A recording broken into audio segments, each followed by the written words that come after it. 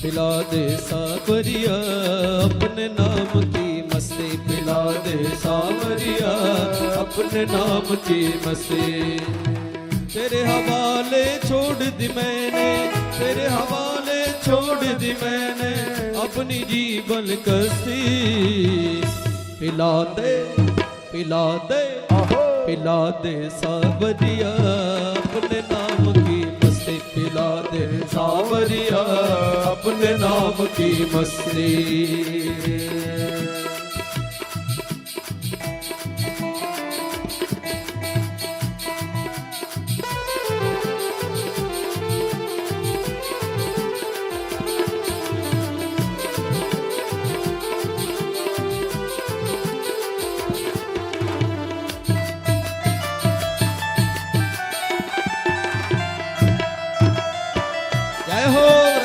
बिहारी लाल की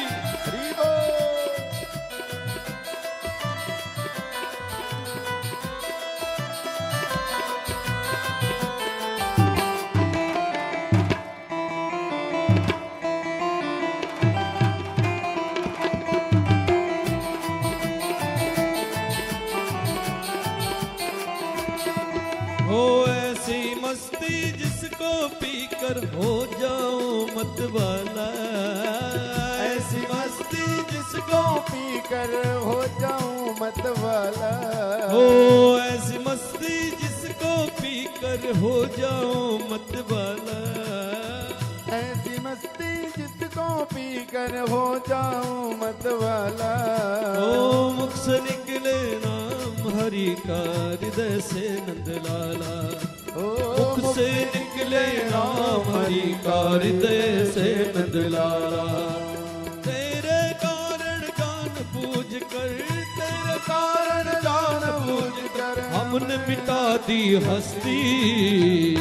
पिला दे, पिला दे, पिला दे सावरिया अपने नाम की मस्ती, पिला दे सावरिया अपने नाम की मस्ती।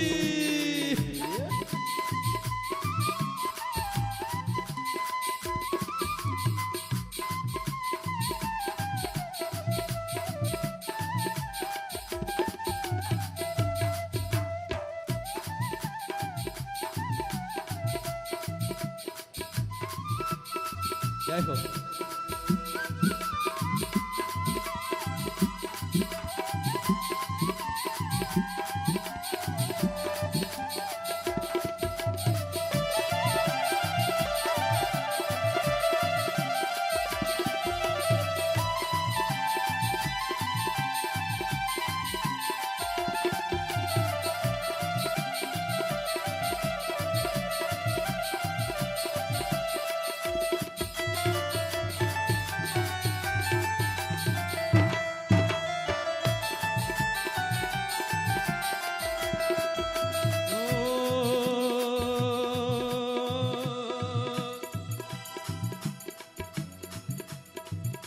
तेरे हाथों सौंप दी,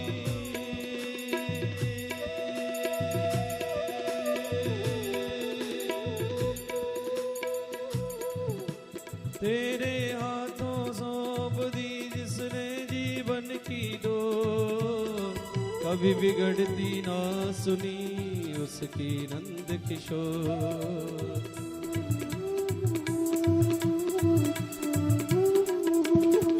ब्रिजराज से नाद जुड़ा जब है जग के अब क्या परवाह करे।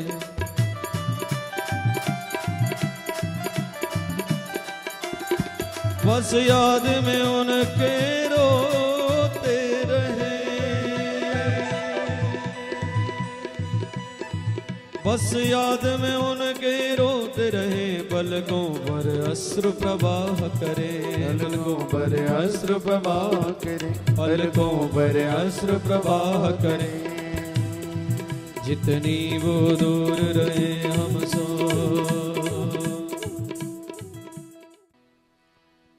श्री गुरु चरण सरोज रज निज मन मुकुर सुधार। बरनो रघुवर विमल जसो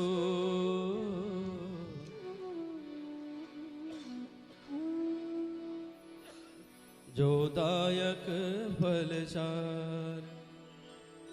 बुद्धिहीन तनु जान के सुमिरो पवन कुमार। बल बुद्धि विद्या देहु मोहि हरहु कलेश विकार। जय हनुमान ज्ञान गुण सागर। जय कपीस देहु लोक उजागर। रामदूत अतुलित बल धामा। अंजनी पुत्र पवन सुत नामा। महावीर विक्रम बजरंगी कुमति निवार सुमति के संगे। कंचन बरन विराज सुबेसा कानन कुंडल कुंचित केशा। हाथ वज्र ध्वजा विराजे कांधे मूज जनेऊसा। शंकर सुवन केसरी नंदन तेज प्रताप महाजगवंदन। विद्यावान गुणी अति चातुर राम काज करिबे को आतुर। प्रभु चरित्र सुनिबे को रसिया। राम लखन सीता मन बसिया। सूक्ष्म रूप धरि सियहि दिखावा। विकट रूप धरि लंक जरावा।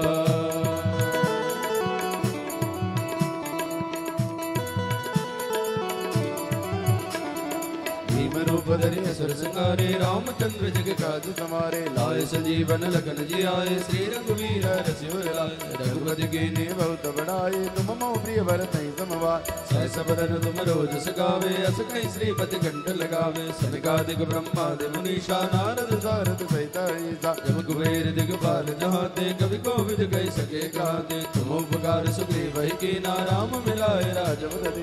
तुमरो मंत्र विभीषण माना। लंकेश्वर भय सब जग जाना।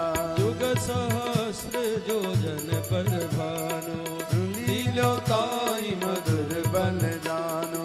प्रभु मुद्रिका मेलि मुख माही। जल लागी गए अजर जनाए। दुर्गम काज जगत के जेते। सुगम अनुग्रह तुमरे तेते। राम दुआरे तुम रखबारे। होत न आज्ञा बिन पैसारे। सब सकल है तुम्हारी सरना। तुम रक्षक काहू को डरना। आपन तेज समारो आपे। तीनों लोक कांपते कांपे। भूत पिशाच निकट नहीं आवे। महावीर जब नाम सुनावे। नासे रोग हरे सब पीरा।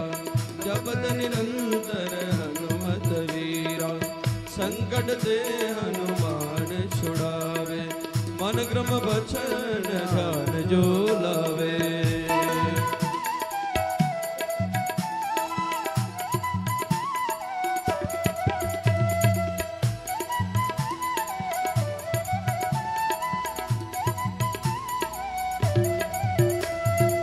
पर राम तपस भी राजा। तिनके काज सकल तुम साजा। और मनोरथ जो कोई लावे। सोई अमित जीवन बल पावे। चारों जुग बरदाव तुम्हारा है। प्रसिद्ध जगत उजियारा। साधु संत के तुम रखवारे। असुर निकंदन राम दुलारे। अष्ट सिद्धि नौ निधि के दाता। स्मर दीन जानकी माता। राम रसायन तुमरे पासा। सदा रहो रघुपति के दासा। तुमरे भजन राम जी को पावे। जन्म जन्म के दुख बिसरावे। अंत काल रघुबर भुल जाए। जहाँ धर्म हरि भक्त गाए। और देवता चित्तन धरे। हनुमत से सर्व शुभ करे। संकट कटे मिटे सब पीरा। जो सुमिरे हनुमत बलवीरा। जय जय जय हनुमान गोसाई। कृपा करो गुरुदेव की नाई। जो सतबार पाठ कर कोई। छूटे बंद मात कोई। जो यह पढ़े हनुमान चालीसा। होय सिद्धि साखी गौरीसा। तुलसीदास सदा हरि चेरा। कीजे नाथ हृदय महाडेरा। पवन तनय संकट हरणा। मंगल मूर्ति रूप। राम लखन सीता सहित हृदय बसो सर्वभूम। सियावर रामचंद्र जी की जय। पवन सुत हनुमान जी की जय। उमापति महादेव जी की जय। रमापति रामचंद्र जी की जय। राधे राधे गोविंद गोविंद राधे। राधे राधे गोविंद गोविंद राधे। राधे राधे गोविंद गोविंद राधे। राधे राधे गोविंद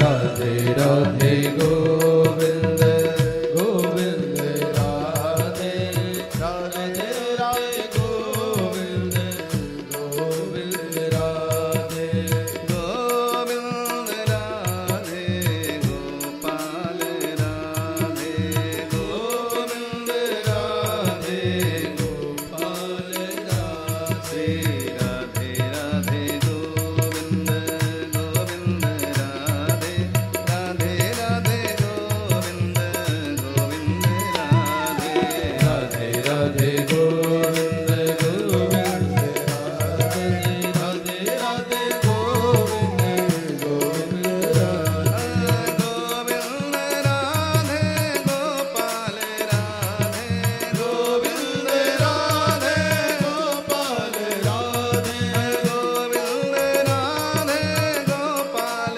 राधे गोविंद राधे गोपाल राधे गोविंद राधे गोपाल राधे गोविंद राधे गोपाल राधे राधे राधे जय हो गोविंद गोविंद राधे राधे राधे गोविंद गोविंद राधे जय राधे राधे गोविंद गोविंद राधे राधे राधे गोविंद गोविंद राधे राधे राधे गोविंद गोविंद राधे राधे राधे गोविंद गोविंद राधे राधे राधे गोविंद गोविंद राधे राधे राधे गोविंद गोविंद राधे राधे राधे गोविंद गोविंद राधे राधे राधे गोविंद गोविंद राधे राधे राधे जय हो गोविंद गोविंद राधे राधे राधे गोविंद गोविंद राधे राधे राधे गोविंद गोविंद राधे राधे राधे गोविंद गोविंद राधे राधे राधे गोविंद गोविंद राधे राधे राधे गोविंद गोविंद राधे राधे राधे गोविंद गोविंद राधे।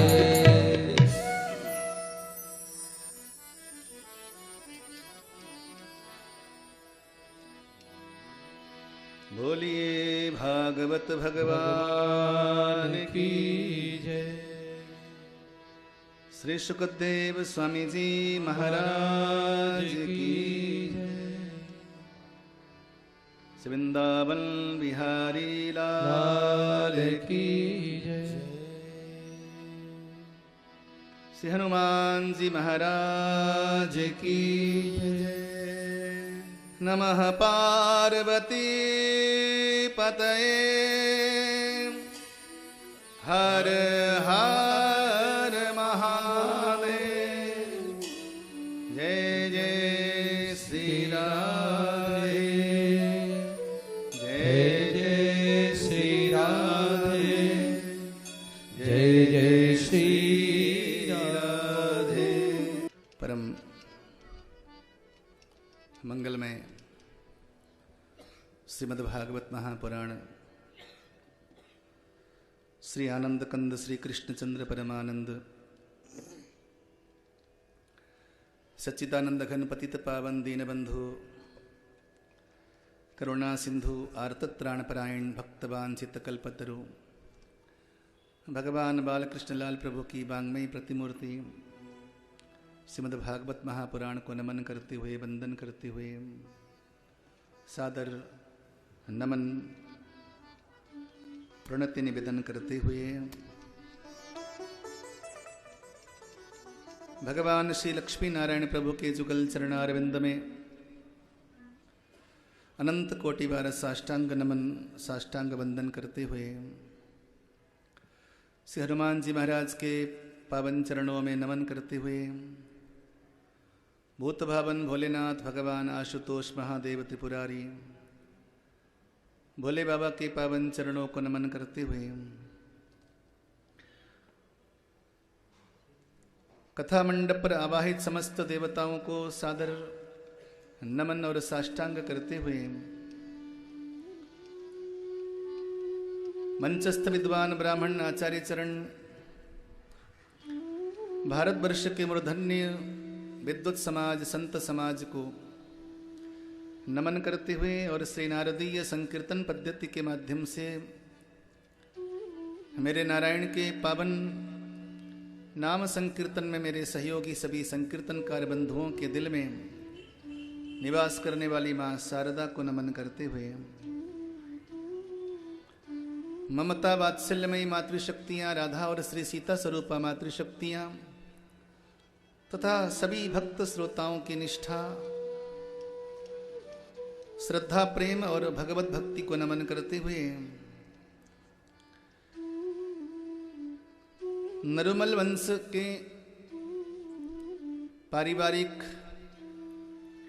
बंधु बांधव कुटुंबीजन और सभी गर्ग परिवार के शुभचिंतक, आप सभी की पावन उपस्थिति और आप सभी के हृदय में विराजमान श्री कृष्ण को नमन करते हुए जजमान परिवार की आराध्या माता जी श्रीमती मेवा देवी जी और ज्येष्ठ जजमान श्री देवी दयाल जी गर्ग सपत्नीक श्रीमती पूनम जी के साथ और श्री अशोक गर्ग जी सपत्नीक श्री उषा जी के साथ जजमानद्वय की साधना को आज 4 दिन हैं। विगत 4 दिनों से लगातार आप एक साधना में, एक तपस्या में, सेवा शुश्रूषा और भगवत सेवा में संलग्न हैं। आपकी उस संलग्नता को, आपकी साधना को नमन। और परिवार के उज्जवल प्रदीप्त दीपक दीपांशु संचित प्रशांत सार्थक तथा अति विशिष्ट पारिवारिक सदस्य जामाताद्वय श्री सुभाष जी, श्री अमित जी, दोनों पुत्रियां श्रीमती सुनीता जी, श्रीमती कविता जी, देवोत्री और देवोत्र श्रेया, तरुण और कनन सहित पारिवारिक वर्ग के सभी सदस्यों की निष्ठा और ये छोटे बड़े बच्चों की निष्ठा, इनकी साधना, इनकी सेवा, निरंतर संलग्नता, आगंतुक अतिथियों के प्रति विनम्रता और अतिथि सेवा की निष्ठा, आप सभी की समन्वयात्मक एक श्रद्धा को नमन करते हुए श्रीमद्भागवत सप्ताह ज्ञान यज्ञ के इस पुनीत अनुष्ठान प्रसंग में आज चतुर्थ दिवस की सभा में अग्रवाल भवन के इस अत्यंत पुनीत प्रांगण में मैं आप सभी जनों का हार्दिक अभिनंदन, हार्दिक स्वागत करता हूं। सभी प्रेम से बोलेंगे जय श्री कृष्ण, जय श्री कृष्ण, जय श्री राधे, जय श्री राधे। आइए मन को एकाग्र करें। आज सभी की आंखों में अलग चमक देख रहा हूं मैं, क्योंकि कन्हैया के दर्शन करने की चाह सभी को है। हमारे परिवार में भगवान का आज आगमन होगा, भगवान का पदार्पण होगा। सभी अति उत्साहित हैं, आनंदित हैं। भगवत दर्शन की चाह में बैठे हैं। आइए एक बार हम कथा गंगा में अवगहन करें और कथा गंगा के साथ साथ प्रवाहित होते हुए हम आनंद की सागर में पहुंचे, क्योंकि परमात्मा सागर है और हमारी यात्रा तो गंगा जी के साथ है। अपने मन को ले चले पतित पावनी पुण्य सलीला मां भागीरथी गंगा के पावन तट पर, शुक्रताल में, जहां पर श्री शुकदेव स्वामी जी महाराज सम्राट कर्मयोगी राजर्षि परीक्षित को, जो कि मुमुक्षु बनकर उपस्थित हैं,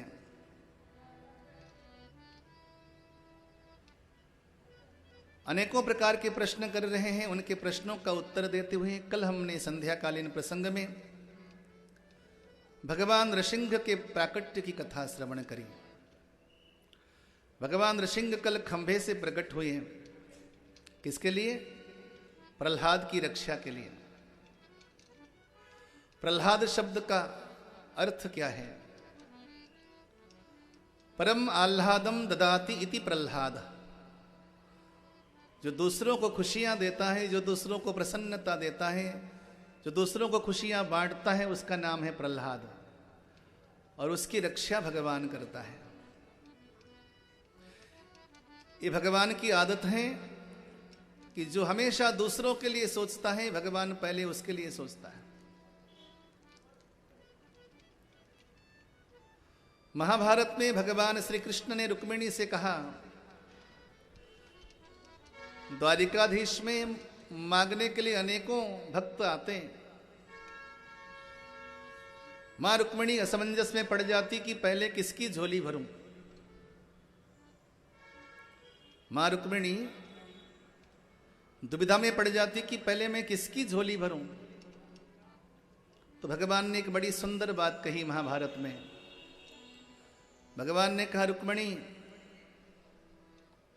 जो हमारे दरबार में आके पहले दूसरों के लिए मांगता है, जो हमारी चौखट में आकर दूसरों की खुशियां मांगता है, पहले उसकी झोली भरो। जो अपने लिए मांगता है उसे आखिरी में देना, और जो दूसरों के लिए मांगता है उसे पहले देना।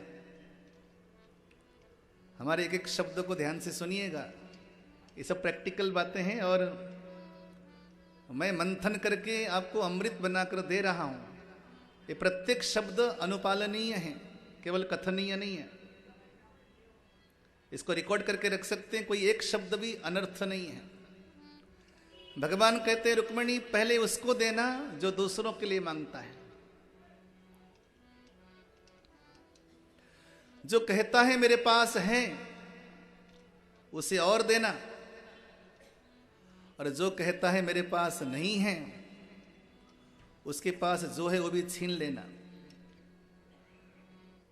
समझ में आ रही बात?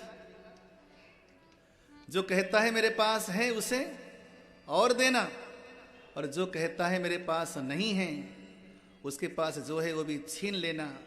जो दूसरों के लिए मांगता है, पहले उसकी झोली भरना। क्योंकि प्रह्लाद अर्थात दूसरों को आह्लाद देने वाला, दूसरों को खुशियां बांटने वाला। यदि हम औरों को खुशियां बांटते हैं तो भगवान पहले हमारी झोली भरता है। तो दूसरों को आनंद बांटते हैं तो भगवान पहले हमारा खजाना भरता है। और सुनो, भगवान की एक आदत है, जो कहता है मेरे पास है उसे और देता है। आपने सुनी नहीं कहावत? भगवान तो भरे का घड़ा भरता है और खाली का घड़ा हमेशा खाली रहता है। सुनिए आपने बात, ये प्रैक्टिकल है, व्यवहारिक है। जो कहता है मेरे पास है उसे भगवान और देता है, और जो कहता है हर बात बात में नहीं, मेरे पास तो नहीं है, नो। अंग्रेजी में दो शब्द हैं, एस और नो। जब आदमी कहता है एस, थोड़ा गौर से देखना उसका चेहरा कैसा लगता है, जैसे कि खिलता हुआ कमल हो, एस। और जब इंसान नो कहता है, एक बार नो करके देखना कैसा बनता है आपका मुंह। जो कहता है नो, उसका मुंह बनता है सुअर का जैसा, नो। भगवान कहते हैं कि जो कहता है मेरे पास है, उसे खुशियों पे खुशियां लुटाते जाओ, और जो कहता है नहीं, वो धीरे धीरे खाली होता जाता है, धीरे धीरे धीरे धीरे खाली होता जाता है। अगर व्यवहार में देखिए, समाज में दो प्रकार के पौधे होते हैं। एक वो पौधा जो अपने फलों को बाहर दुनिया को आवाहन करते हैं, भैया आ जाओ हमारे फलों को खा लो। और दूसरा वो पौधा जो अपने फलों को धरती के नीचे छुपाते हैं। जरा दोनों का इतिहास चिंतन करिए। जो वृक्ष अपने फलों को दुनिया को बांटने के लिए वेलकम करते हैं, स्वागत करते हैं, उन वृक्षों में प्रतिवर्ष फलों की संख्या बढ़ती जाती है। आम को देखो, नाशपाती को देखो, अमरूद को देखो। जो अपने फलों को दुनिया को बांटने के लिए तत्पर हैं, ईश्वर उनमें प्रतिवर्ष फलों की संख्या बढ़ाता जाता है। और वो वृक्ष भी बड़ा होता जाता है। लेकिन विपरीत देखिए, ऐसे पौधे जो अपने फलों को नीचे दबाते हैं, मूली, गाजर, सलगम, आलू, उनका इतिहास क्या है? उनका इतिहास ही समाप्त हो जाता है एक ही बार में। भगवान कहते हैं कि तुम दुनिया को देना नहीं चाहते, इसलिए तुम आगे बढ़ नहीं सकते, तुमको उजड़ना होगा। और जो दुनिया को लुटाता है खुशियां, वो बढ़ता जाता है। इसलिए नंद के आनंद भयो, जय कन्हैया लाल की, हाथी घोड़ा पाल की, जय कन्हैया लाल की। जो आनंद महोत्सव को लुटाता है औरों के लिए, समाज के लिए, परिवार के लिए, परिवार की खुशियों का कोई कारण बनता है, भगवान उसकी रक्षा करता है। भगवान प्रहलाद की रक्षा करने के लिए खंभे से प्रकट हुआ। संतों ने कहा, सुर अनेक फिरे कणमागत, पे पद सूर को स्वाद कहाँ। पुनीताल मजीरा बजाती फिरे, मीरा मत मारी सी चाह कहाँ। सिया राम कथा कितनों ने लिखी, तुलसी जैसी मर्याद कहाँ। नरसिंह बसे प्रतिखंभन में, पर काढ़न को प्रहलाद कहाँ। भगवान प्रत्येक खंबे में विराजमान है, वहां से निकलवाने वाला प्रहलाद चाहिए। प्रहलाद की जैसी निष्ठा हो तो भगवान कभी भी प्रकट हो सकता है। पूरी ताकत लगाई पिता ने उसको मारने के लिए। थोड़ा सा चिंतन कीजिएगा। पिता कहते हैं रक्षा करने वाले को, पाति रक्षति इति पिता। जिसकी रक्षा करने वाला ही रक्षकी भक्षक बन जाए, उसके लिए कौन दुनिया में तारणहार है, बताइए। जब आपको देखे कि दुनिया में कोई हमारा आश्रय नहीं, कोई सहारा नहीं, जिसे हम अपना समझते थे वो भी गैर निकले, तो एक काम करना, फटाफट हरि के चरणों में आ जाना, आपकी रक्षा करेगा। जो भगवान की शरण में आकर झुकता है, सारी दुनिया उसकी रक्षा करने के लिए तत्पर होते हैं, याद रखना। विष्णु पुराण में लिखा है, कुर्वन्ति शांतिम विबुधा प्रहिष्ठा, क्षेमं प्रकुर्वन्ति पिता महाद्याः। जो भगवान की शरण में रहता है, विबुधा भी यानी कि देवता भी उसकी रक्षा के लिए तत्पर होते हैं। सारी प्रकृति उसके लिए अनुकूल हो जाती है जो भगवान की शरण में रहता है। कहा जाता है कि महावीर स्वामी जब चलते थे ना, जो कांटे सीधे होते थे, महावीर स्वामी को देखकर कांटे उल्टे पड़ जाते थे। भरतलाल जी जब राम जी से मिलने के लिए वन में गए, उसी मार्ग में पहले राम जी गुजरे, तो राम जी ने धरती से कहा कि हे धरा, याद रखना, मैं अभी जिस मार्ग से होकर गुजर रहा हूं, उसी मार्ग में मेरा प्रिय भरत आने वाला है। उसके बदले के सारे कांटे मेरे पांव में दे देना। लेकिन एक बात याद रखना, मेरे भरत के पांव में एक कांटा भी चुभना नहीं चाहिए। अगर मेरे प्रिय भरत के पांव में एक कांटा भी चुभ गया ना, तो हे धरती, तेरी खैर नहीं।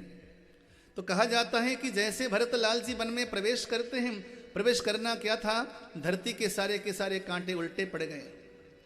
वो जो कठोर कठोर कंकड़ पत्थर थे, वो पत्थर कोमल बन गए भरतलाल जी को देखकर, गद्दे की तरह। क्योंकि ये होता है, जो भगवान की शरण में रहता है, सारी दुनिया उसकी रक्षा के लिए तत्पर हो जाती है। शुभाग्रहा भूत पिशाचयाद्या, उस व्यक्ति के लिए सारे ग्रह शुभ हो जाते हैं। सूर्य, चंद्रमा, मंगल, बुध, बृहस्पति, शुक्र, शनि, राहु, केतु, ये सब उसके लिए मंगल करते हैं। अभी 24 जनवरी को मेरी 7.5 उतरी। बोलो जय श्री कृष्ण। जय श्री कृष्ण। और जिसके ऊपर 7.5 चली हो महाराज वो जानता है। हमारी कुंडली को फलादेश करने वाले सभी पंडित जी ने कहा महाराज जी आपका समय तो बड़ा बुरा आ रहा है। मैं रोज प्रतीक्षा करता था कैसा बुरा समय आएगा, लेकिन क्योंकि मैं तो हरि की शरण में हूं, मैं तो नारायण की शरण में हूं, तो कैसे बुरा हो सकता था। शनि महाराज भी मेरे लिए परम अनुकूल हो गए। और सचमुच जितनी कथाएं मैंने 7.5 साल में की उससे पहले कभी नहीं की। धन भी बहुत कमाया, आनंद बहुत लूटा। तो जाते जाते शनि महाराज से मैंने बोला महाराज आप मंगल करके जा रहे हो, 2-4 साल और रह लो और मंगल हो जाएगा। क्योंकि अगर भगवान की शरणागति में रहेंगे तो शनि भी हमारे लिए मंगल होगा। कोई ग्रह हमारे लिए अमंगल हो ही नहीं सकता। क्यों होगा? शुभा ग्रहा भूत पिशाचयाद्या। लोग भूत पिशाच से डरते हैं। आप में से कोई गया है बनारस में संकट मोचन हनुमान जी का दर्शन करने के लिए? गए होंगे। आपको मालूम है संकट मोचन का इतिहास क्या है? मैं 2 मिनट में बताता हूं आपको। ये संकट मोचन जो है यहां पर कोढ़ी के रूप में है हनुमान जी। इसी जगह गोस्वामी तुलसीदास जी महाराज राम कथा करते थे। कभी तुलसीदास जी का एक नियम था कि प्रतिवर्ष वो प्रतिरोज वो शौचादि क्रिया करने के लिए गंगा जी से पार जाया करते। गर्मी के दिनों में आसपास के पौधे सूख जाते थे। उनकी आदत थी पानी लेकर उन पौधों में पानी डालने की। तो वहां पर कुछ बेर के पौधे थे। आप बेर का वृक्ष आप समझते होंगे। शिवरात्रि को आप प्रसाद जो खाते हैं उसको बेर कहते हैं। कहा जाता है कि बेर के पौधे में और जामुन के पौधे में प्रेतों का वास होता है, ऐसा मैंने सुना था। इतिहास में कई बार पढ़ा भी मैंने। कहा जाता है कि घर के आसपास बेर का पौधा नहीं होना चाहिए और जामुन का पौधा नहीं होना चाहिए। वास्तुशास्त्र के आधार पर तो घर के आसपास ये दोनों वृक्ष वर्जित बताए। तो किसी बेर के पौधे में पिशाच रहता था, प्रेत रहता था, और वो प्रतिदिन पानी डालते हैं। वो पौधा सूख गया था और उस पौधे में रहने वाले पिशाच को पानी मिल रहा था। तो लगातार 1 महीने तक पानी पिलाने के कारण पिशाच अति प्रसन्न हो गया और प्रकट हो गया। कहा महाराज आपने मुझे तृप्त कर दिया, ऐसा करो आप वरदान मांग लो। गोस्वामी जी बोले अब तो मुझे क्या वरदान देगा, तू खुद ही पिशाच बन के घूम रहा है। बोले नहीं नहीं बहुत कुछ दे सकता हूं आपको। तो ऐसा कर, मुझे तो दुनिया में कुछ वस्तु का लेना देना है नहीं, राम जी के दर्शन कैसे होंगे वही बता दे। तो पिशाच बोला महाराज जब मुझे ही मालूम होता राम जी के दर्शन का तरीका तो मैं काहे पिशाच बनता। लेकिन हाँ एक बात अच्छी तरीके से जानता हूं, मैं आपको तरीका बता सकता हूं। बोले कैसे? बोले जहां पर आप राम कथा करते हो ना, उसी मंडप में कोने में एक कोढ़ी आकर बैठता है राम कथा सुनने के लिए। महाराज वो जो कोढ़ी है ना, वो सामान्य कोढ़ी नहीं, वो स्वयं हनुमान जी महाराज हैं। राम जी को तो मैं पहचान नहीं सकता क्योंकि प्रेत हूं, लेकिन हनुमान जी को पहचानता हूं क्योंकि उनकी गदा से बड़ा डर लगता है। तो मैं जहां पर हनुमान जी होंगे आसपास में घूम भी नहीं सकता, भटक नहीं सकता। ऐसे में आप अगर उन कोढ़ी को जाकर पांव पकड़ोगे, वो हनुमान जी हैं, और यदि हनुमान जी महाराज प्रसन्न हो गए महाराज तो राम दर्शन तो हो ही गए। तो आज गोस्वामी जी बैठे हैं, जैसे कथा पूरी हो गई और हनुमान जी महाराज निकले जंगल की ओर। गोसाई ने जाके कदमों को पकड़ लिया। कहा महाराज अब छोड़ूंगा नहीं। हनुमान जी बोले मैं अति प्रसन्न हूं गोसाई जी, क्या चाहिए बोलो। गोसाई जी बोले राम दर्शन करा दो। तब हनुमान जी ने कहा राम जी के दर्शन करना है तो चित्रकूट जाना पड़ेगा। मंदाकिनी के किनारे दिन में एक बार राम जी अवश्य आते हैं। आज भी ऐसा नियम है कि चित्रकूट को राम जी छोड़कर नहीं जाते। वृंदावन छोड़कर कन्हैया कभी नहीं जाते हैं, और चित्रकूट छोड़कर राम जी कहीं नहीं जाते हैं। दिन में एक बार मंदाकिनी के किनारे राम जी अवश्य में वह मिलेंगे। गोसाई जी जाकर साधुओं की सेवा शुरू कर दो। गोसाई जी गए, जाकर मंदाकिनी के किनारे जाते और चंदन घिसते, चंदन घिसकर आने जाने वाले भक्तों को और साधु संतों को तिलक लगाते। कई दिन बीत गए हैं। जब दूसरों को तिलक लगाओ महाराज, तो एक दिन ऐसा समय आएगा कि राम जी तुम्हारे पास आएंगे, कहेंगे भैया मुझे भी लगा दे। राम जी आ गए अलग वेश में, पहचान न पाए। गोसाई जी ने तिलक किया। उसी समय हनुमान जी महाराज आम के वृक्ष में बैठे हैं और तोते के रूप में कह दिया हनुमान जी ने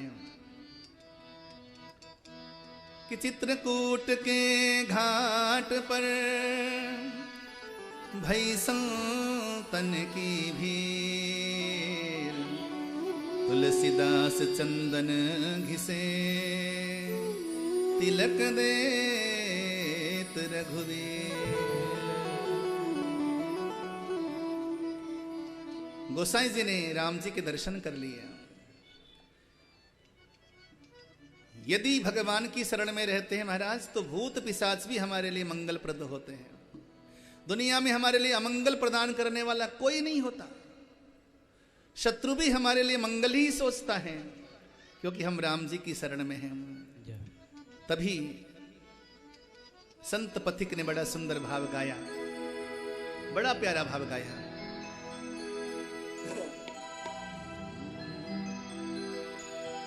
जिस आदमी का सर झुके भगवान के आगे, जिस आदमी का सर झुके भगवान के आगे, जिस आदमी का सर झुके भगवान के आगे, जिस आदमी का सर झुके भगवान के आगे, सारी दुनिया झुकती है उस इंसान के आगे, सारी दुनिया झुकती है उस इंसान के आगे, जिस आदमी का सर झुके भगवान के आगे, जिस आदमी का सर झुके भगवान के आगे।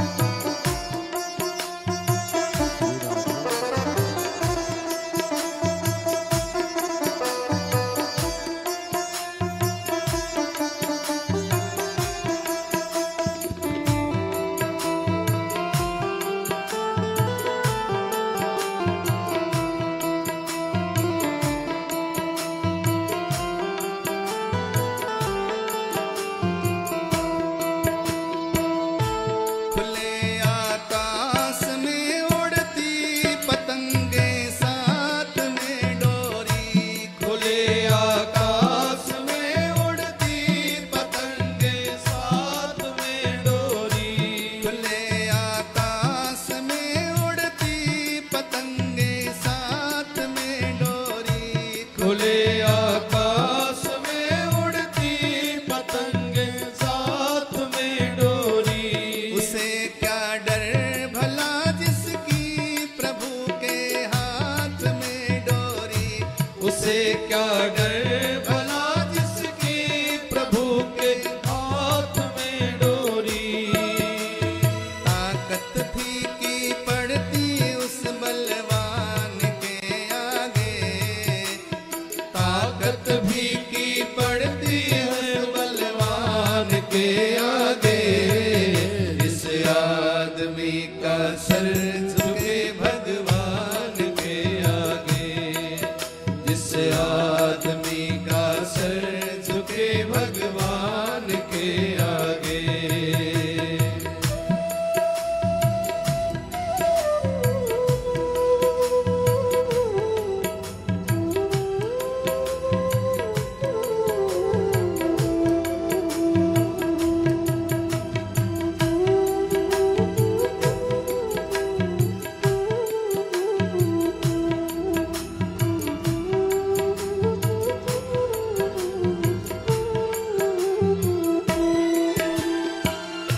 बसे ओ देवता बनकर जमाने के ख्यालों में, बसे ओ देवता बनकर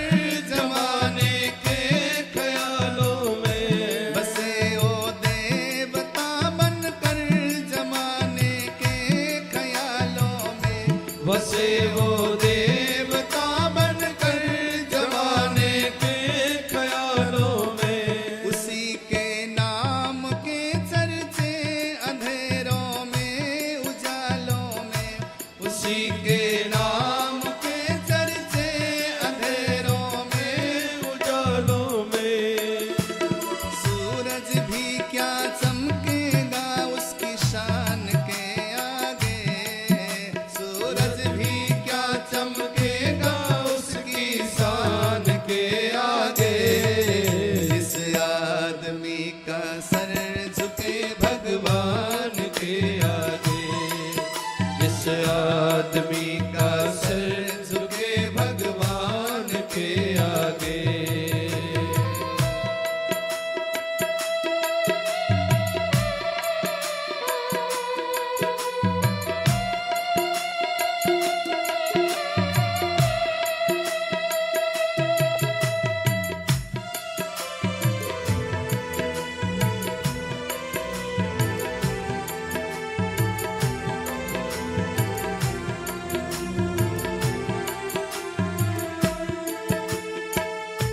बड़े से भी बड़ा संकट उसे फिसला नहीं सकता, बड़े से भी बड़ा संकट उसे फिसला नहीं सकता, बड़े से भी बड़ा संकट उसे फिसला नहीं सकता, बड़े से भी बड़ा संकट उसे फिसला नहीं सकता। मुसीबत के दिनों में वो कभी घबरा नहीं सकता, मुसीबत के दिनों में वो कभी घबरा नहीं सकता। उसको ठहरा पाओगे हर तूफान के आगे, उसको ठहरा पाओगे हर तूफान के आगे। इस आदमी का सर झुके भगवान के आगे, जिस आदमी का सर झुके भगवान के आगे, जिस आदमी का सर झुके भगवान के आगे, जिस आदमी का सर झुके भगवान के आगे।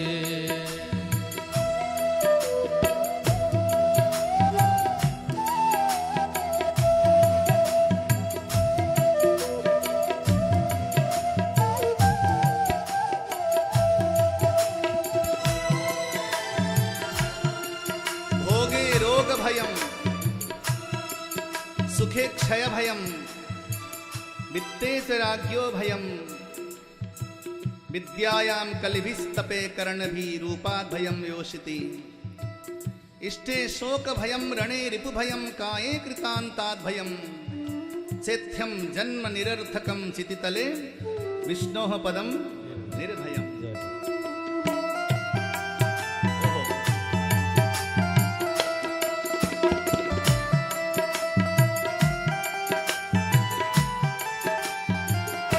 वो सारे इम्तिहानों में हमेशा पास होता है, वो सारे इम्तिहानों में हमेशा पास होता है, सारे इम्तिहानों में हमेशा पास होता है, वो सारे इम्तिहानों में हमेशा पास होता है। पथिक जीवन की राहों में न कभी उदास होता है, पथिक जीवन की राहों में न कभी उदास होता है। मंजिल खुद आ जाती है उस मेहमान के आगे, मंजिल खुद आ जाती है उस मेहमान के आगे। जिस आदमी का सर झुके भगवान के आगे, जिस आदमी का सर झुके भगवान के आगे। सारी दुनिया झुकती है उस इंसान के आगे, सारी दुनिया झुकती है उस इंसान के आगे। जिस आदमी का सर झुके भगवान के आगे, जिस आदमी का सर झुके भगवान के आगे।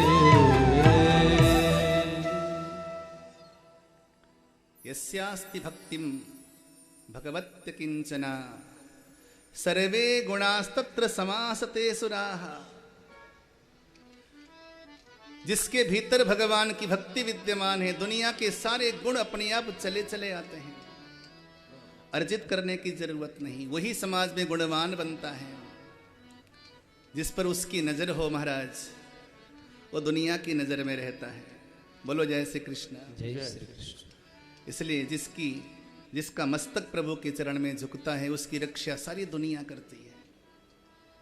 उसे आंच नहीं आने देते भगवान। भगवान राम कहते हैं वाल्मीकि रामायण में, कोई अगर हमसे आकर कहता है कि हे राम मैं तुम्हारा हूं, तो राम जी कहते हैं कि मैं समस्त प्राणियों के द्वारा उसकी सुरक्षा करता हूं। वही हुआ प्रहलाद जी के साथ भी। भगवान नृसिंह ने प्रहलाद को परम कृपा दी, परम आनंदित किया। प्रहलाद जी भगवान की गोदी पर बैठे। थोड़ा सा दृश्य देखिए, कल बड़ा सुंदर दृश्य था। प्रहलाद जी छोटे बच्चे हैं, अभी ज्यादा बड़े नहीं हैं। हमारे भागवतों में, हमारे भक्तमाल में 2-4 भक्त बड़े छोटे छोटे बच्चे हैं, बड़ी उम्र के नहीं हैं। प्रहलाद जी छोटी उम्र के हैं। परसों हमने कथा सुनी थी ध्रुव जी की, उनकी आयु भी छोटी थी।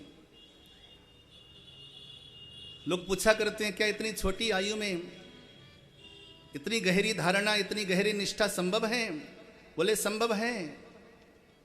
कोई कोई प्राणी योग भ्रष्ट होते हैं। योग भ्रष्ट एक अलग शब्द है। पूर्व जन्म में अगर अनंत काल तक पुकारते पुकारते अगर भगवान के दर्शन के नजदीक पहुंचे और वहां अगर योग भ्रष्ट हो गया, अपने तन को त्याग दिया, तो दोबारा जन्म लेते ही उतने ही समय में वो भगवत दर्शन कर लेगा, भगवान की कृपा पा लेगा। अब यूं समझिए कि हम भगवान का ध्यान चिंतन करते करते आधा घंटा बचा है कि आधे घंटे और चिंतन करें, तो निश्चित है कि भगवान की कृपा हमें प्राप्त हो जाएगी या भगवान के दर्शन हमें प्राप्त हो जाएंगे। लेकिन उस आधे घंटे से पहले हमने तन त्याग दिया, या योग भ्रष्ट हो गए, या साधना से विरत हो गए, या हम नास्तिक बन गए, तो भगवान अगले जन्म में हमें वहीं पर जन्म देगा और उसी अवस्था में जन्म देगा। और उस जन्म में जो बचे हुए आधे घंटे हैं, उस आधे घंटे के अंदर हम भगवान के दर्शन कर लेंगे। बोलो जय श्री कृष्ण। उसी को योग भ्रष्ट कहते हैं। इसलिए जो भगवान का भजन ध्यान साधना चिंतन है ना, ये कभी निरर्थक नहीं जाता। ये वो पूंजी है जो कभी कोई लूट नहीं सकता, कोई बंटवारा नहीं कर सकता।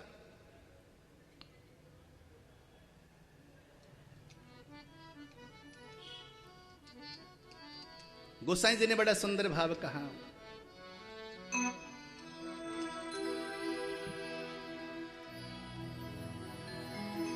धन दौलत तो बंटवारा में चला जाएगा, संपदा पूंजी बट जाएगी, लेकिन भगवान का भजन नहीं बट सकता।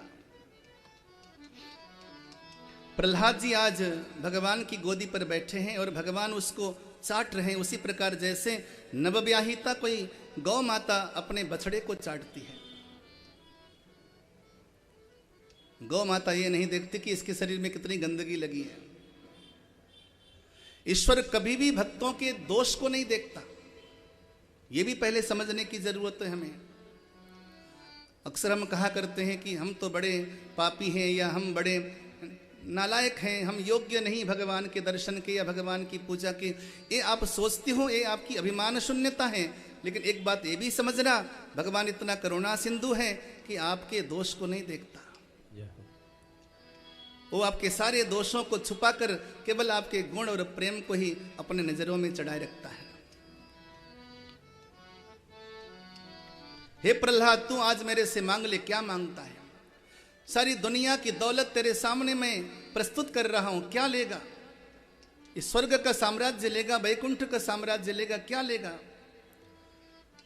प्रहलाद जी बोले, भगवान आप मुझे लालच दे रहे हो? भगवान बोले नहीं बच्चा, मैं लालच से नहीं दे रहा हूं, लेकिन मैं जिस पर प्रसन्न होता हूं मैं कभी उसे खाली लौटाता भी नहीं ना, तो मैं तुझे खाली लौटा नहीं सकता। मांगना क्या मांगता है आज? सारे जहां का साम्राज्य तेरे लिए कुर्बान कर दूंगा, आज मांग तो ले। तो प्रहलाद जी कहते हैं मां प्रलोभयत्येत्या शक्तं कामेषु तैर्वरैः तत्संगभीतो निर्विण्णो मुमुक्षुस्त्वामुपाश्रितः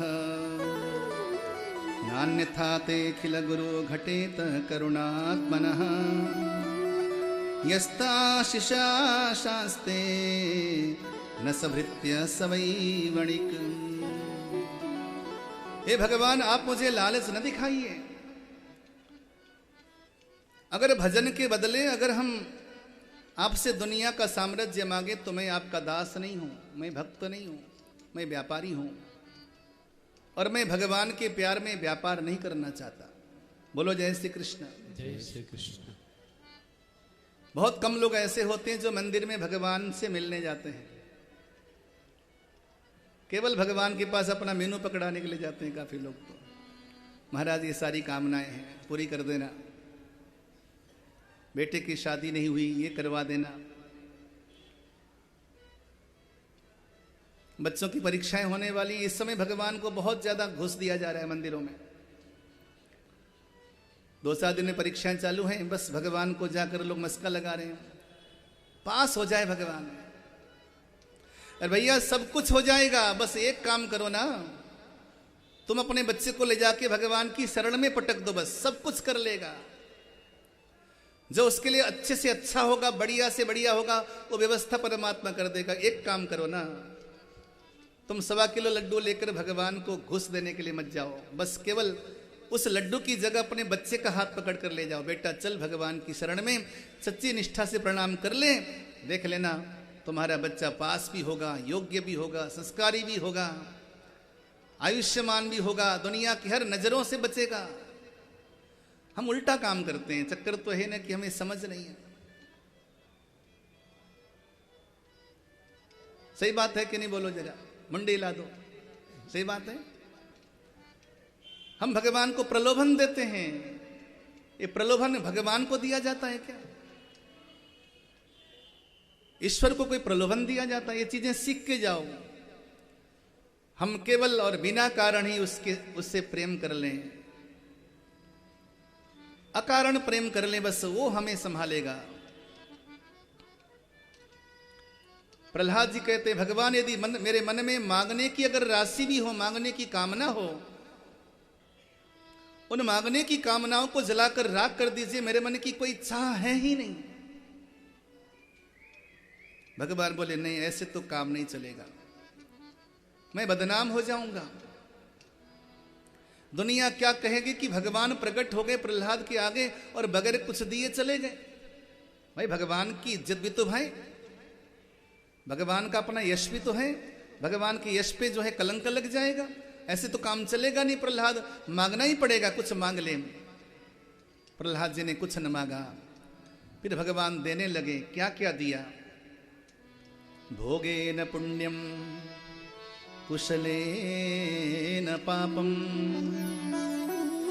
कलेबरम काल जवे न हित्वा कीर्तिम विशुद्धाम सुरलोक गीताम विताय मामेप्स्यसि मुक्तबन्धः। हे प्रहलाद, तू संसार के सारे भोगों को भोगेगा, लेकिन कैसे भोगेगा? कुशल पूर्वक भोगेगा। दुनिया में कोई वस्तु भोगना बुरा नहीं है, लेकिन केवल भोगों में डूबना बुरा है। भोगों को भगवान की प्रसादी समझकर भोगना प्रसाद है, और भोगों को संसार की वासना समझकर भोगना वो पाप है। तो कुशल पूर्वक संसार के सारे सुखों को भोगेगा, और कुशल कर्मों के द्वारा तू सारे पापों को नष्ट करेगा। जब तक मेरा यश जगत में गाया जाएगा, हे प्रहलाद, तब तक दुनिया में तेरा नाम गाया जाएगा। जय श्री राधे। एक बार दोनों बाजू उठा के बोलो जय श्री राधे। जय श्री राधे। कम है क्या? इतना कम है प्रहलाद के लिए? जब तक भगवान की महिमा इस दुनिया में गाई जाएगी। अब कोई पुराण उठाकर देखिए, जहां पर हरि की महिमा गाई जाएगी वहां पर प्रहलाद की महिमा जरूर होगी। बिना प्रहलाद की कथा गाए भगवान की कथा गाई नहीं जाती। जब तक दुनिया में मेरी महिमा गाई जाएगी प्रहलाद, तब तक दुनिया में तेरा नाम अमर रहेगा। मैं ये वरदान देता हूं मेरे लाडले, तूने बड़े कष्ट सहकर मेरा भजन किया। अब सुन, सारी दुनिया में अकंटक राज्य करेगा, महान वैष्णव कहलाएगा तुम। आज के बाद मैं तेरे खानदान में किसी को भी चाहे कितना ही विपरीत हो उसका वध मैं खुद नहीं करूंगा। तेरे खानदान की रक्षा करूंगा, तेरे बच्चों की रक्षा करूंगा, तेरे बाल बच्चों की रक्षा करूंगा, तेरे धन की रक्षा करूंगा, तेरे वैभव की रक्षा करूंगा। कभी आंच नहीं आने दूंगा मैं तुझे। और सुन लाडले, दुनिया के सारे सुख भोगने के बाद अंतिम में तू मेरे परम पद को प्राप्त करेगा। ऐसा कहकर भगवान ने दुनिया की सारी खुशियां लुटाकर जब भगवान जाने लगे तो प्रहलाद ने पीछे से आवाज दी, भगवान अब जा रहे हो? बोले हाँ बेटा मैं जा रहा हूं। मैं आपसे एक वस्तु मांगना चाहता हूं। भगवान बोले आधे घंटे से चिल्ला रहा हूं मांग मांग मांग मांग। पहले कह रहा था कुछ नहीं चाहिए, अब कहता है कि मांगना है। अब क्या रह गया बोल? तो प्रहलाद जी कहते हैं प्रभु अब चिंतित न हो, मैं दुनिया की वस्तु नहीं मांग रहा। मेरे पिताजी ने आपको इतनी गालियां दी हैं। मेरे पिताजी पानी पी पी कर गालियां देते थे। सुबह जब जगते थे तो पानी पी पी कर गाली देते थे आपको। इतनी गालियां आपको मेरे पिता ने दी हैं। मेरे पिता को तो नरक में स्थान मिलेगा। और कौन पुत्र चाहता है कि चाहे उसका बाप कितना ही बुरा हो, लेकिन कौन पुत्र चाहता है कि उसका पिता नरक में जाए, यातना भोगे? मैं कभी चाहूंगा नहीं कि मेरे पिता दुख भोगें।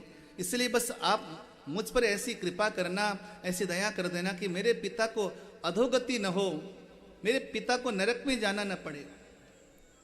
तब वहां पर भगवान ने कहा, अरे बालक, तो अपने पिता की क्या बात करता है? त्रिसप्तभी पिता पूता पितृते सहते नघ यत्साधोस्य गृहे जातो भवान वै कुल पावनः। हे बालक, एक दो नहीं, मैं तेरी 21 पीढ़ियों का उद्धार कर दूंगा।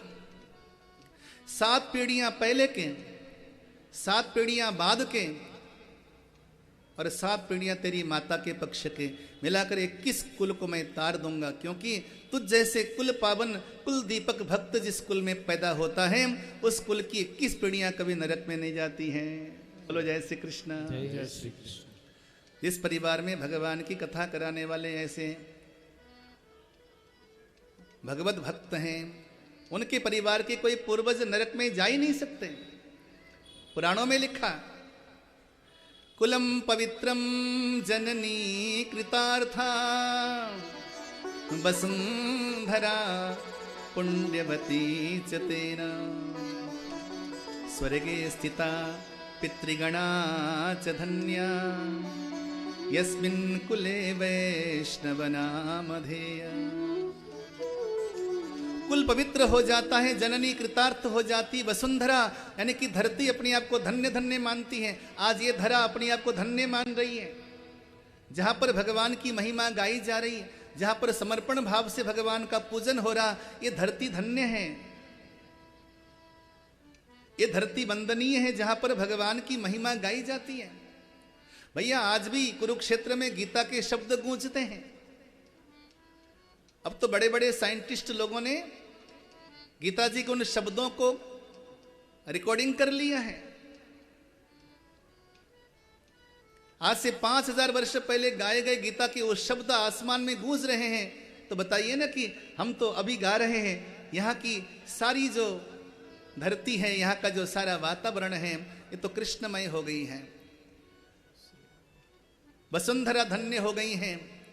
गर्ग परिवार के पूर्वज आकाश में आज वैकुंठ में वो झूले में झूल रहे हैं, क्योंकि यस्मिन कुले, जिस कुल के, जिस खानदान के बच्चों ने भगवान की पूजा, भगवान की महिमा, भगवान की सेवा और भगवान के स्वरूप अतिथियों की सेवा की है। कल हमने संकेत किया था, अतिथि नारायण होते हैं। सबको प्रसन्न करके भगवान को प्रसन्न किया है, तो ऐसे खानदान के पूर्वज कभी नरक में जा ही नहीं सकते। जिस खानदान में ऐसे बच्चे पैदा होते हैं, प्रहलाद, उसकी 21 पीढ़ियां तर जाती हैं। हे प्रहलाद, मैंने तेरे 21 पीढ़ियों का उद्धार कर दिया, जा चिंता न कर। इस प्रकार अपने पिताजी के उद्धार की बात सुनकर प्रहलाद परम आनंदित हो गए। भगवान वहां से अंतर्ध्यान हो गए। ये कथा हमने आपको प्रहलाद चरित्र के अंतर्गत श्रवण कराया।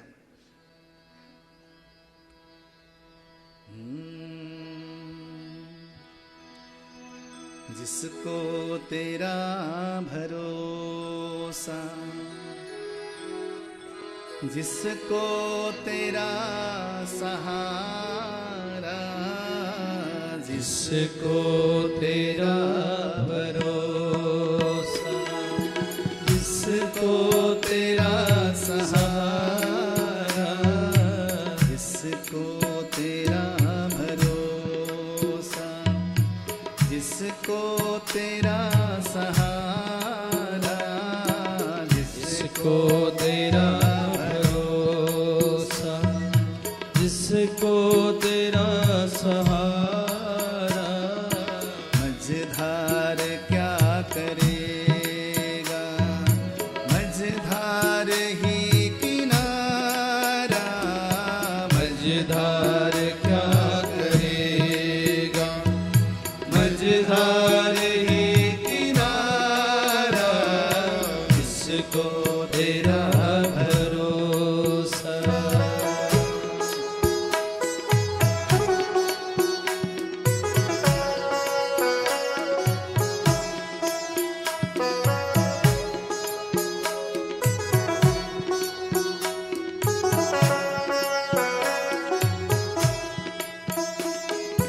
होठों पे नाम तेरा, दिल में उमंग तेरी, होठों पे नाम तेरा, दिल में उमंग तेरी, होठों पे नाम तेरा, दिल में उमंग तेरी, होठों पे नाम तेरा, दिल में उमंग तेरी, अलमस्त साफिरों में छाई तरंग तेरी, अलमस्त साफिरों में छाई तरंग तेरी, रोशन है काली रातें,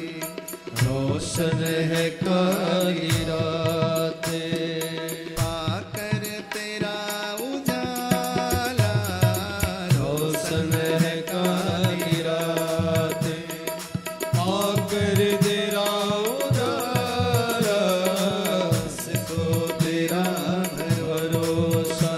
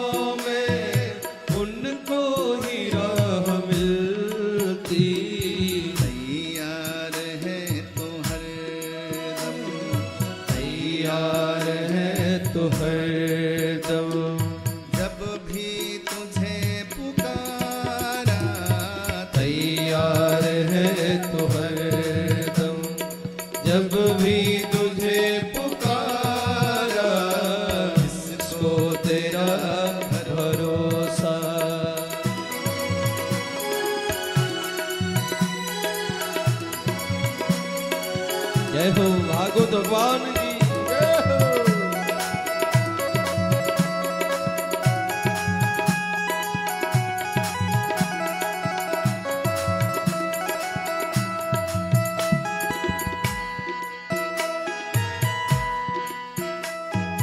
जिसका भी हाथ पकड़े प्रभु छूटने न देते, जिसका भी हाथ पकड़े प्रभु छूटने न देते, जिसका भी हाथ पकड़े प्रभु छूटने न देते, जिसका भी हाथ पकड़े प्रभु छूटने न देते, बांधी जो डोर उसको फिर टूटने न देते, बांधी जो डोर उसको फिर टूटने न देते।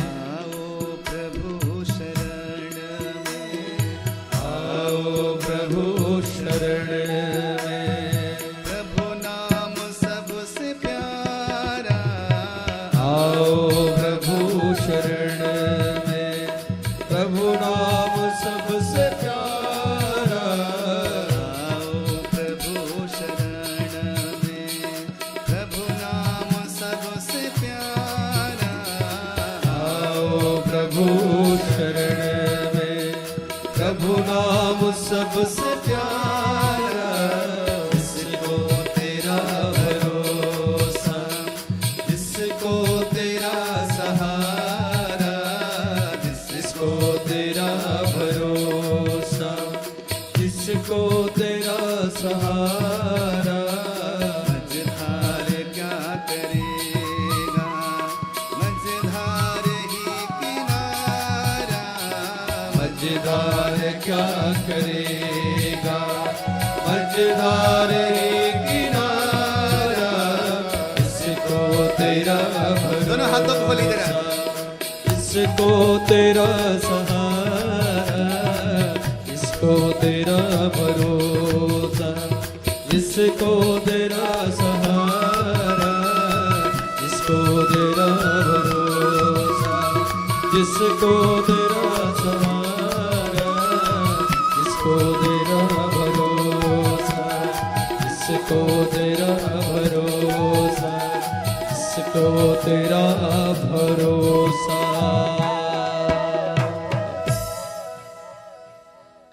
तेरी कृपा से भगवान भक्तों की नाव तरती,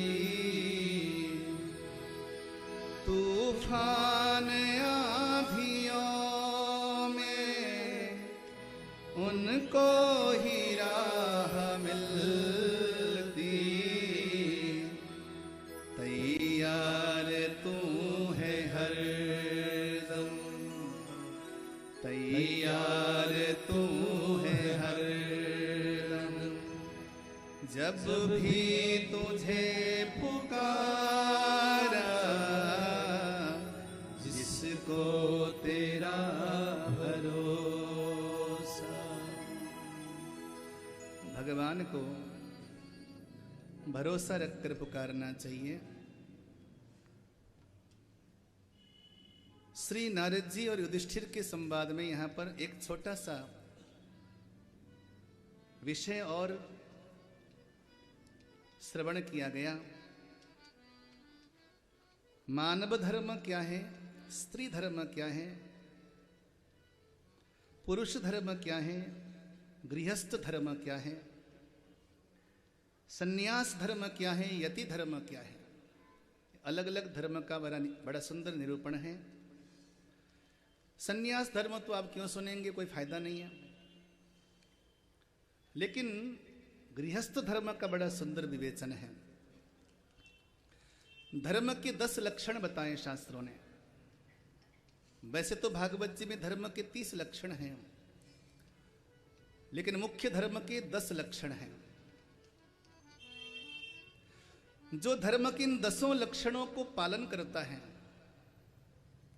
उसका कनेक्शन सीधे भगवान से जुड़ जाता है। बोलो जय श्री कृष्ण। थोड़ा प्यार से बोल लिया करो जय श्री कृष्ण। जय श्री कृष्ण। यही जो मैं बुलवा रहा हूं ना, ये खाते में जमा होता जाएगा, बाकी बैंक बैलेंस पड़ा रह जाएगा, देख लेना। बोलो जय श्री कृष्ण। जय श्री कृष्ण। हाँ, भाव से बोलते जाओ, बैलेंस बढ़ाते जाओ। यहां एक बार बोलोगे तो लाख गुना हो जाएगा। ये भगवान का द्वार है। धर्म के 10 लक्षण हैं। पहला लक्षण है धृति, यानी कि धैर्य। हम जब किसी को नंबर मिलाते हैं ना, तो उसमें 10 नंबर होते हैं ना। मोबाइल नंबर 10 ही तो होते हैं। 9811451141 10 अंक होते हैं। तो जैसे मोबाइल में किसी से बात करना हो तो आपको ये 10 नंबर मिलाना पड़ता है। उसी प्रकार अगर भगवान से बात करना है तो ये 10 नंबर थोड़ा सा ध्यान से नोट कर लो। पहला नंबर है धैर्य, धृति। जीवन में धैर्य रखना बहुत जरूरी है। एक बड़ा गहरा सूत्र नोट करके ले जाना, धैर्यवान व्यक्ति कभी दुखी नहीं हो सकता। धैर्यवान व्यक्ति कभी असफल नहीं हो सकता। ये 2 बात। धैर्य इंसान के लिए सबसे बड़ी पूंजी है। धर्म का पहला लक्षण है धैर्य और धर्म का दूसरा लक्षण है क्षमा। जीवन में एक नंबर ये भी नोट करो कि जो भी हमारे अपने हैं, जिसे आप अपना मानते हैं, आप उनकी कमियों को, उनकी गलतियों को माफ करते जाओ। तैयार हैं सभी? अगर आप किसी से प्यार करते हो तो आपको अधिकार नहीं बनता कि उसके दोष को देखो। मां बच्चे से प्यार करती है, बच्चा खेलता खेलता नाली में चला गया, जरा बताओ क्या उस बच्चे को उठाने के लिए मां डंडे का सहारा लेगी? जरा बोलो, कैसे उठाएगी? अपने ही हाथों से उठाएगी। भले उसने बहुमूल्य साड़ी पहन रखी हो, उसी गंदगी के साथ बच्चे को अपने अंक से लगाएगी। अरे अपने लाल के लिए ऐसी हजारों साड़ियां कुर्बान। सही बात है कि नहीं? बोलो। यदि आप कभी किसी से प्रेम करते हो तो कभी किसी के दुर्गुण को या गलती को आप ध्यान नहीं रख सकते। जब भगवान हमसे प्यार करता है, हमारे दोषों को भगवान नहीं देखता, तो व्यवहारिक जगत में हम जिससे प्यार करते हैं, हम अगर उसके दोषों को देखेंगे तो हमारा प्यार नहीं चलेगा आगे, वो प्यार नहीं होगा। तो धर्म का दूसरा लक्षण क्या हुआ? बोलो, क्षमा। पहला क्या है? धैर्य, दूसरा क्षमा। धर्म का तीसरा लक्षण दम, यानी कि इंद्रियों का दमन करना। इंद्रियां जो मांगे सो मत दो। हम इंद्रियों के गुलाम बनते जाएंगे, क्योंकि अगर जिंदगी भर भी देते रहोगे तो भी ये इंद्रियां नहीं बोलेंगी रहने दो। थोड़ा सा मन को, थोड़ा सा इंद्रियों को काबू करने का प्रयास करो। 1-2 बार प्रयास करोगे, ये आपके काबू में आ जाएंगे। इनका दमन करना चाहिए। ये अनर्थक चाह रखती हैं इंद्रियां। आज 1 दोगे, कल 1000 मांगती हैं इंद्रियां। नई नई चीजें मांगती हैं इंद्रियां। ये धर्म सम्मत नहीं है। तो धर्म का तीसरा नंबर है दम। धर्म का चौथा नंबर है अस्तेयम। अस्तेयम यानी कि दूसरे के अधिकार का हनन नहीं करना। दूसरों के अधिकार को हनन करने वाला व्यक्ति कभी भगवान से अपना कनेक्शन नहीं जोड़ सकता। यथासंभव दूसरे के अधिकार का ख्याल रखना, इसे अस्तेयम कहा। चौथा है शौच, यानी कि पवित्रता। मैंने कल मन की पवित्रता की बात कही थी। मन को तो पवित्र करना है, तन को भी पवित्र करना है। विदेशों में स्वच्छता है लेकिन पवित्रता नहीं है। भारत में स्वच्छता कम है लेकिन पवित्रता ज्यादा है। स्वच्छता में और पवित्रता में बहुत फर्क है। विदेशों में बाहर से देखने में ऐसा लगता है कि बहुत सुंदर चीज सजाकर आपके सामने रखा गया है, अगर उसको ध्यान से अगर देखोगे, उसको शोध करोगे तो न जाने कितने ही पशुओं का मांस उसमें परोसा जाता है। विदेशों में स्वच्छता है, यानी कि बाहरी दृष्टिकोण में स्वच्छता नजर आती है। हमारे देश में स्वच्छता कम है लेकिन पवित्रता ज्यादा है। शुद्ध भोजन, शुद्ध आचरण, शुद्ध व्यवहार हमारे देश के घर घर में बसता है। इसलिए यहाँ स्वच्छता की बात नहीं हुई, यहाँ पवित्रता की बात हुई। स्वच्छता बाहर का विषय है लेकिन पवित्रता मन का विषय है, आत्मा का विषय है।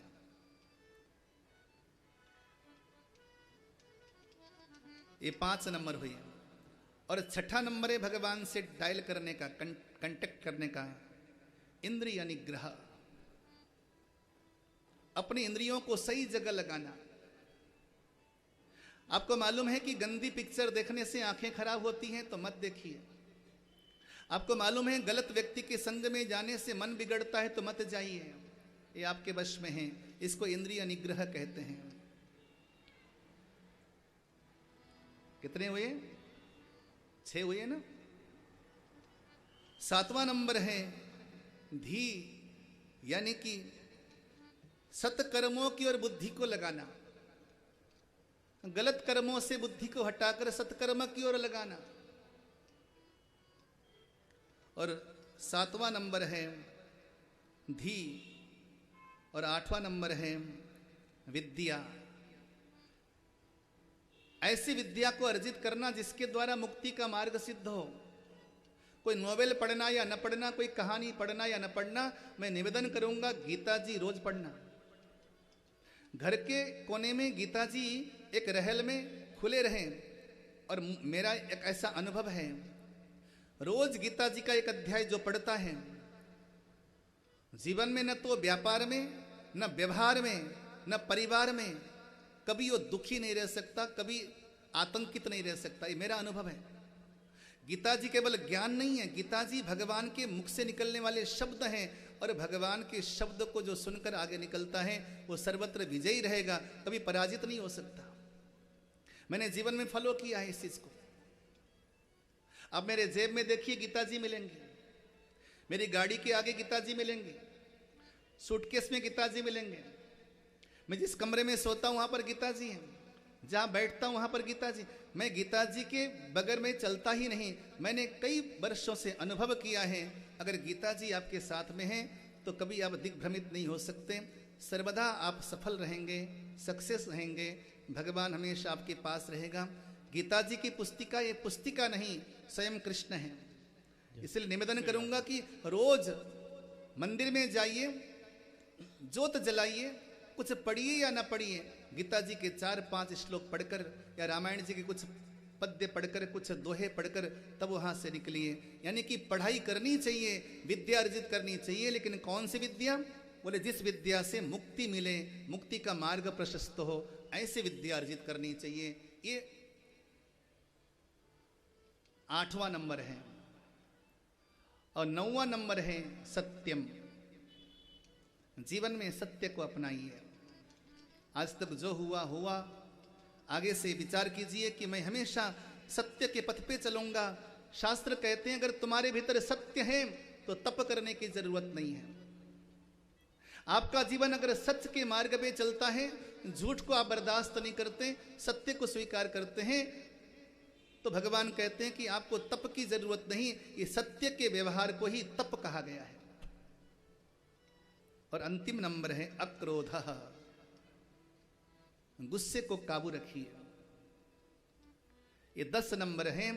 ये 10 नंबर को अगर बारी बारी से डायल करें तो भगवान कहेंगे जय श्री कृष्ण, हेलो कैसे हो? और आप कहना कन्हैया मैं बहुत अच्छा हूं, आप कैसे हैं?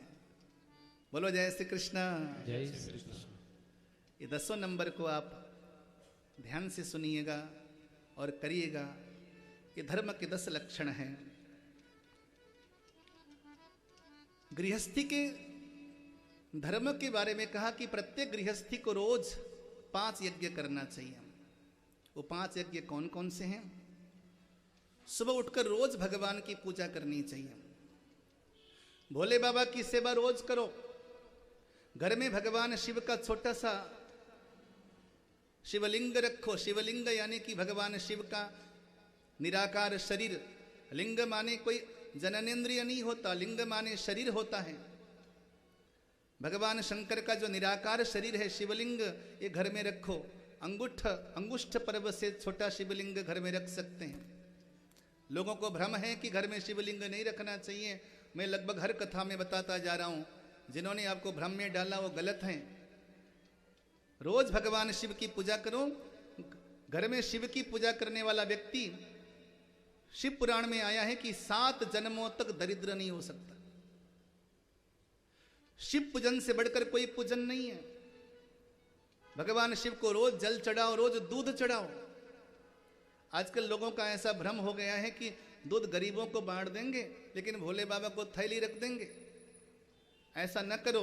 भोले बाबा को दूध खोलकर हर हर हर हर चढ़ाओ।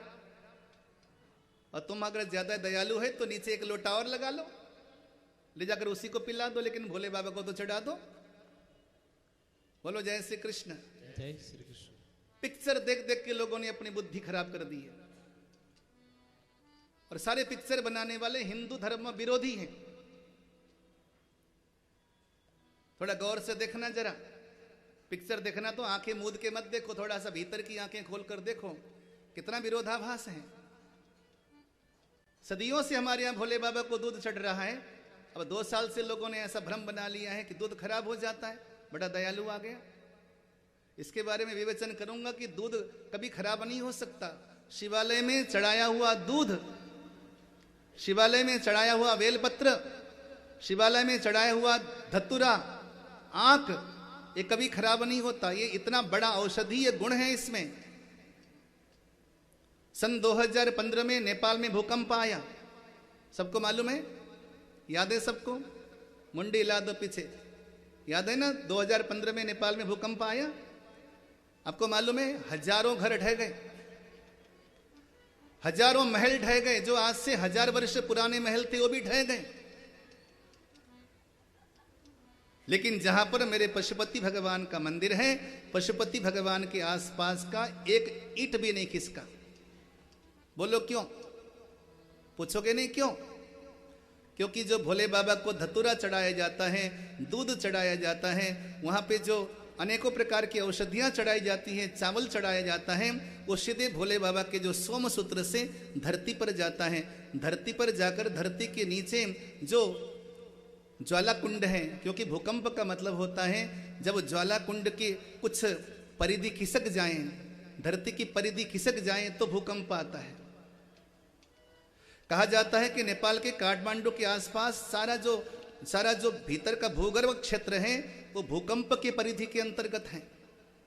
लेकिन पशुपति बाबा का कुछ भी नहीं हुआ, क्योंकि वो आंख धतूरा सब जाकर नीचे की भूमि को, वो जो अग्नि ज्वाला है उसको शांत करने का काम करता है। इसलिए बाबा के मंदिर में कुछ भी नहीं बाल बांका हुआ। मालूम है ना आपको? सन 2013 में क्या हुआ केदारनाथ बाबा के पास? सब ढह गया, बड़े बड़े महल, 5 स्टार होटल ढह गए। कितने गहराई से उन्होंने वहां पे महल बनाया होगा, कोई महल बचा नहीं। लेकिन बाबा का मंदिर टस के मस नहीं हुआ। लोगों ने कहा कि मंदिर के पीछे बड़ा सा एक पत्थर आ गया तो बच गया। अरे मूढ़ हो तुम, पत्थर से कैसे बच जाएगा? जिस आंधी तूफान में बड़े बड़े महल ढह गए, वो पत्थर कैसे बचा देगा? अरे भोले बाबा की शक्ति है उसके नीचे। वो ज्वाला कुंड को शांत कर दिया तो धरती ऐसी मजबूत हो गई कि धरती खिसकने से रह गई। भोले बाबा का मंदिर सुरक्षित रहा। आपको नहीं मालूम होगा, आजकल तो मंदिर बनाने का तरीका ही लोग भूल गए। भोले बाबा को चढ़ाए वो जो दूध है, जो जल है, जो गंगा जल है, जो ये आंख धतूरा इत्यादि हैं, ये सब रसायन बनकर सीधे धरती पर समाता है। पहले पहले के जमाने में उत्तर क्षेत्र में बड़ा सा कुंड बनाया जाता था। भोले बाबा को चढ़ाए वो सारा जो दूध है, भोले बाबा को चढ़ाए वो जो जल है, वो गहरे गहरे धरती पे जाता था। आजकल लोगों ने नालियों में डालना शुरू कर दिया, लोगों को मालूम ही नहीं है। तो भैया रोज दूध चढ़ाओ भोले बाबा को, दूध चढ़ाकर भोले बाबा को प्रसन्न करो। और देव यज्ञ इसी को कहते हैं। या अपनी देवी माँ की पूजा करो, या हमारे श्याम सुंदर की पूजा करो, या भगवान गणपति की पूजा करो, लक्ष्मी नारायण की पूजा करो। ये पंचांग देवता परमात्मा के पंच अंग हैं, 5 रूप हैं। मैं लगातार बताता जा रहा हूं, रोज बताता हूं मैं। इनकी पूजा करना ये देव यज्ञ है। और दूसरा यज्ञ है ऋषि यज्ञ। गीता जी रामायण जी पढ़ना ये ऋषि यज्ञ है। घर में आए हुए अतिथियों की सेवा ये मनुष्य यज्ञ है। घर के बुजुर्ग माता पिता की सेवा ये पितृ यज्ञ है। घर के आसपास जो छतों में चिड़ियां चहकती हैं उनको दाना डालो। गौ माता के लिए गो चारा निकालो, ये भूत यज्ञ है। ये पंच महायज्ञ करने से हमारे रोज के पाप कटते हैं, क्योंकि हमसे कोई न कोई पाप तो हो ही जाता है। नहीं होता? बोलो। कुटाई करने में, पिसाई करने में, पोंछा लगाने में। अब गर्मी के दिन शुरू हो गए, मच्छर आने लग गए, लोग घरों में हिट लगाएंगे, मारेंगे मच्छरों को। भाई क्या मच्छरों को मारना पाप नहीं है? पाप तो है, लेकिन हम मारेंगे क्योंकि हम नहीं मारेंगे तो वो मारेंगे हमें। ऐसे ऐसी बीमारी फैला देंगे, डेंगू, तो भैया उनसे बचना भी जरूरी है। तो भैया पाप भी लगता है। तो पाप करते जाओ तो प्रायश्चित्त करते जाओ तो पाप भी शमन होते जाएंगे। तो ये छोटे छोटे पाप इतने बड़े हो जाएंगे पहाड़ की तरह। एक साथ इन पहाड़ों को दूर करने में कठिनाइयां आएंगी।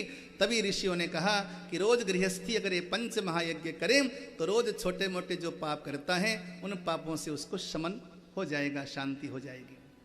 कौन कौन से दोबारा दोहराता हूं? देवयज्ञ, ऋषि यज्ञ, मनुष्य यज्ञ, पितृयज्ञ, भूत यज्ञ।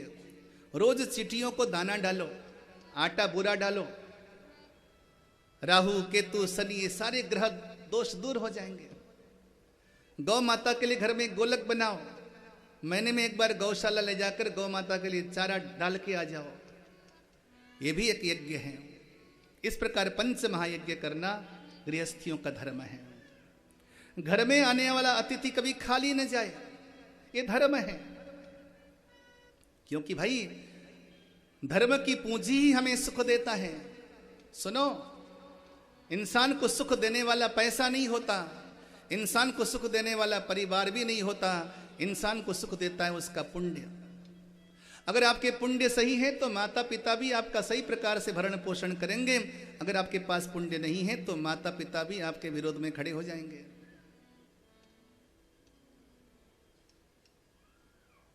भगवान राम कहते हैं ना रामायण में,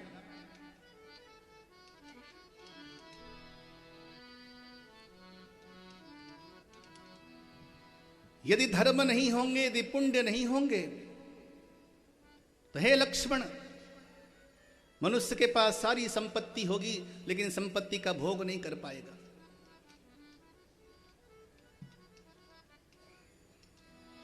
धर्मोत्र माता पितरो नरस्य धर्मः सखा चात्र परे च लोके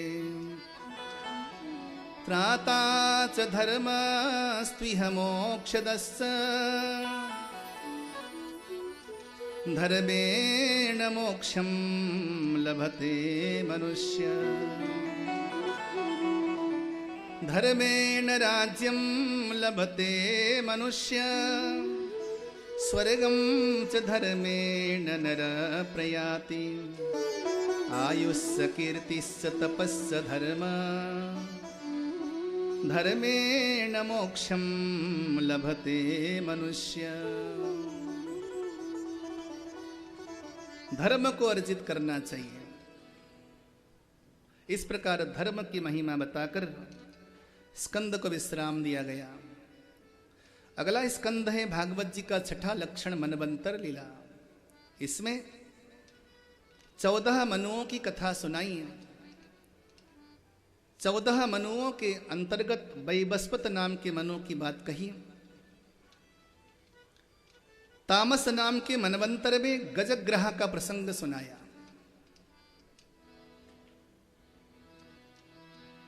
आसीद् गिरिवरो राजन् त्रिकूट इति विश्रुता क्षीरोदेनामृतः श्रीमान् योजनायुतमुच्छ्रितः।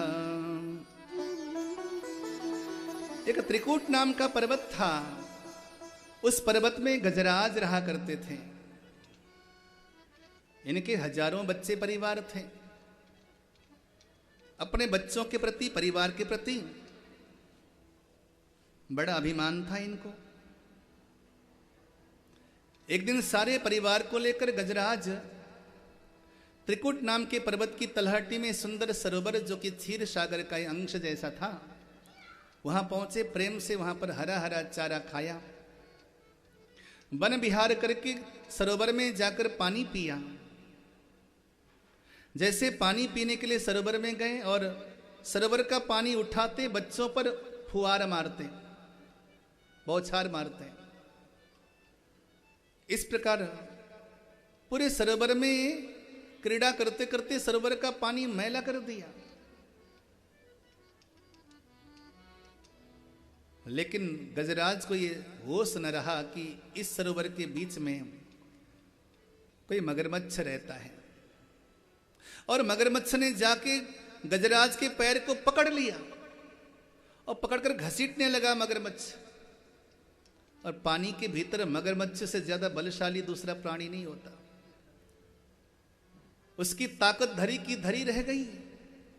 बच्चों ने, पत्नियों ने, परिवार वालों ने उसको छुड़ाने के लिए पूरा प्रयास किया, लेकिन कब तक? भैया, इंसान को संसार के लोग एक सीमा तक तो साथ दे सकते हैं, सीमा के बाद संसार के लोग साथ नहीं दे सकते। थक गए, हार गए और अकेला छोड़कर गजराज को उस ग्राह यानी कि मगरमच्छ के चुंगल में छोड़कर पूरा परिवार, पूरी फैमिली निकल पड़ी अपने अपने घर की ओर। पंक्तिबद्ध जाते हुए अपने बच्चों को, परिवार को, पत्नियों को जब देखा गजराज ने, तो गजराज को वैराग्य हुआ। अरे, मैं तो हमेशा इनके लिए सोचा करता था। मुझे ऐसा विश्वास था कि हर घड़ी ये मेरा साथ देंगे, लेकिन आज ये चाह कर भी मेरा साथ नहीं दे सकते। मैं क्या करूं अब इस अवस्था में? अब मैं किसको पुकारूं? जीवन में एक ऐसी घड़ी आती है, ध्यान देना मेरे भाई बंधुओं, ऐसी घड़ी आती है जीवन में, याद रखना अपने मन मस्तिष्क में इस शब्द को। जब ऐसी घड़ी आए कि जब कोई आपके आसपास नहीं है, कोई आपका सपोर्ट करने वाला नहीं है, तो एक काम करना, घर के कोने में जाना, भले दरवाजा बंद कर देना और जोर से पुकारना। जिसे तुम प्रेम करते हो, जिसकी तुम पूजा करते हो, जिससे तुम वंदना करते हो, भीतर की गहराई से उसको पुकारना। पुकार में बड़ी ताकत है। गजराज ने पुकारा तो भगवान नंगे पांव आया, द्रौपदी ने पुकारा तो नंगे पांव आया। जब जब भी उसको पुकारा, वो नंगे पांव भागा भागा आया। तुम भी पुकारोगे तो अवश्य आएगा। बोलो जय श्री कृष्ण। जय श्री कृष्ण। वैसे तो व्यास गद्दी से शुभकामनाएं हैं कि ऐसी घड़ी आपके जीवन में ना आए, लेकिन कर्मों का क्या पता। अगर ऐसे कोई दिन आए ना, कहीं भटकने की जरूरत नहीं, जोर जोर से पुकारना अपने प्रियतम प्रभु को। हे नाथ, मैंने अगर जीवन में कभी तेरी पूजा की है, तुझ पर भरोसा किया है, तो तू आज बचा ले, उबार ले मुझे इस दुख से। देख लेना, भगवान आपको पलकों में बिठाएगा, पल में आपको उद्धार कर देगा। गजराज ने बगल में कमल का पुष्प था, देखा कि अब मेरा सहारा कौन है। जिन्हें मैं सहारा मानता था वो तो बेचारे चले गए अपनी ताकत लगाकर। अब तो केवल ईश्वर ही मेरा सहारा है। ऐसा मानकर गजराज ने पुकार दिया भगवान को। भगवान को पुकारा तो भगवान उस समय वैकुंठ में थे। गरुड़ पर सवार होकर भगवान उसको बचाने के लिए पहुंचने लगे। विद्वान कहते हैं, सूरदास जी कहते हैं कि भगवान जब निकले तो गरुड़ जी को वहां पहुंचने में विलंब हुआ। भगवान मन की गति से वहां पहुंचकर अपने सुदर्शन चक्र के द्वारा ग्रह के मस्तक को काट दिया और गजराज को बंधन से मुक्त कर दिया। बोलिए भक्तवत्सल भगवान की जय।